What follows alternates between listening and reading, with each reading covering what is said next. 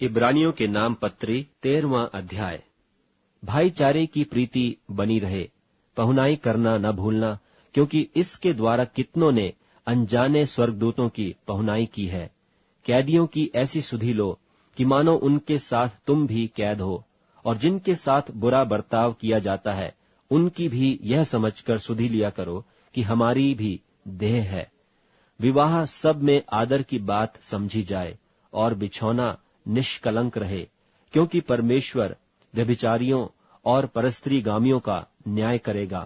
तुम्हारा स्वभाव लोभ रहित हो, और जो तुम्हारे पास है उसी पर संतोष करो, क्योंकि उसने आप ही कहा है, मैं तुझे कभी न छोड़ूंगा और न कभी तुझे त्यागूंगा। इसलिए हम बेधड़क होकर कहते हैं कि प्रभु मेरा सहायक है, मैं न डरूंगा। मनुष्य मेरा क्या कर सकता है? जो तुम्हारे अगुवे थे और जिन्होंने तुम्हें परमेश्वर का वचन सुनाया है, उन्हें स्मरण रखो और ध्यान से उनके चाल चलन का अंत देखकर उनके विश्वास का अनुकरण करो। यीशु मसीह कल और आज और युगानुयुग एक सा है। नाना प्रकार के और ऊपरी उपदेशों से न भरमाए जाओ, क्योंकि मन का अनुग्रह से दृढ़ रहना भला है, न कि उन खाने की वस्तुओं से जिनसे काम रखने वालों को कुछ लाभ न हुआ।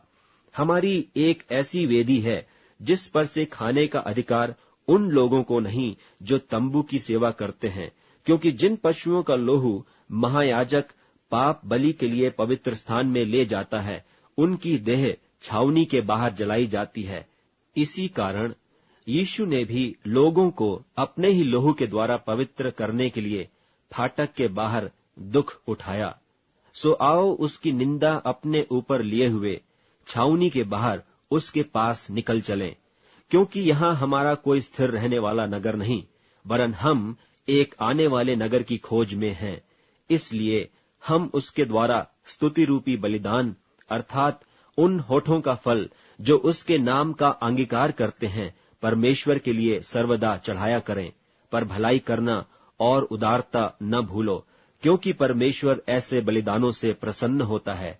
अपने अगुओं की मानो और उनके अधीन रहो, क्योंकि वे उनकी नाई तुम्हारे प्राणों के लिए जागते रहते, जिन्हें लेखा देना पड़ेगा कि वे यह काम आनंद से करें, न कि ठंडी सांस ले लेकर, क्योंकि इस दशा में तुम्हें कुछ लाभ नहीं। हमारे लिए प्रार्थना करते रहो, क्योंकि हमें भरोसा है कि हमारा विवेक शुद्ध है और हम सब बातों में अच्छी चाल चलना चाहते हैं। और इसके करने के लिए मैं तुम्हें और भी समझाता हूँ कि मैं शीघ्र तुम्हारे पास फिर आ सकूं। अब शांतिदाता परमेश्वर, जो हमारे प्रभु यीशु को, जो भेड़ों का महान रखवाला है, सनातन वाचा के लोहू के गुण से मरे हुओं में से जिलाकर ले आया, तुम्हें हर एक भली बात में सिद्ध करे, जिससे तुम उसकी इच्छा पूरी करो, और जो कुछ उसको भाता है उसे यीशु मसीह के द्वारा हम में उत्पन्न करे, जिसकी बड़ाई युगानुयुग होती रहे। आमीन। हे भाइयों, मैं तुमसे विनती करता हूँ कि इन उपदेश की बातों को सह लेओ, क्योंकि मैंने तुम्हें बहुत संक्षेप में लिखा है। तुम यह जान लो कि तीमुथियुस हमारा भाई छूट गया है, और यदि वह शीघ्र आ गया तो मैं उसके साथ तुमसे भेंट करूंगा। अपने सब अगुओं और सब पवित्र लोगों को नमस्कार कहो। इतालिया वाले तुम्हें नमस्कार कहते हैं। तुम सब पर अनुग्रह होता रहे।